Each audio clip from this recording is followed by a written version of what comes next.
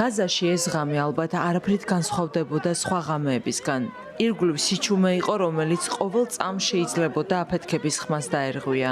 ხან ივნისში მცხოვრები ჯადალას ოჯახისთვის ეს ღამე უკანასკნელი აღმოჩნდა.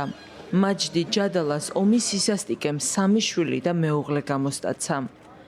მარტო დარჩენილი მამის გამხნევებას ის პალესტინელები ცდილობენ, რომლებიც ყველაფრის მიუხედავად ღაზაში დარჩნენ. ისინი თავიანთ უბედურებას ერთმანეთს უზიარებენ. მარტო დარჩენილი მაჯდი ჯადალი თეთრ სუდარაში გახვეულ პატარა სხეულებს ემშვიდობება. მას მხოლოდ ერთი კითხვა აქვს. რატომ?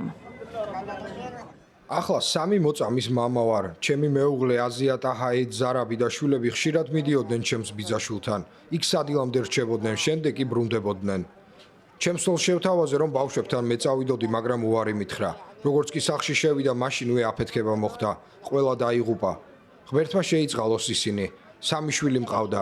იაჰია 2020 წლის 5 სექტემბერს დაიბადა, მუსა 2022 წლის 24 სექტემბერს. იბრაჰიმი კი 2023 წლის 28 ოქტომბერს.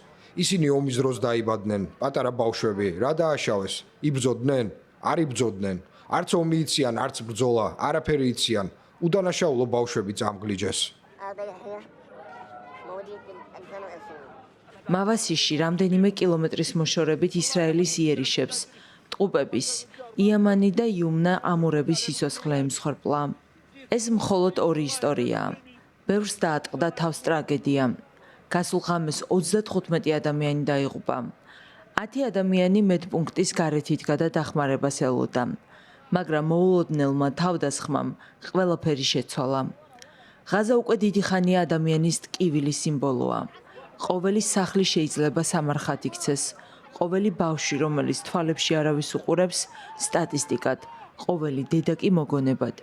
ამავე დროს, ვაშინგტონში იმართება მოლაპარაკებები, სადაც ჯერ კიდევ იმედი აქვთ, რომ ომის დასრულების შანსი არსებობს.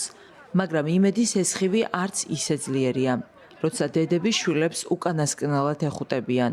და მაინც ყველაზე მძიმეა ის კითხვა, რომელიც ღაზის ქუჩებში ჯერ ჩურჩულით, მერე კი ყვირილით ისმის. რა დააშავეს?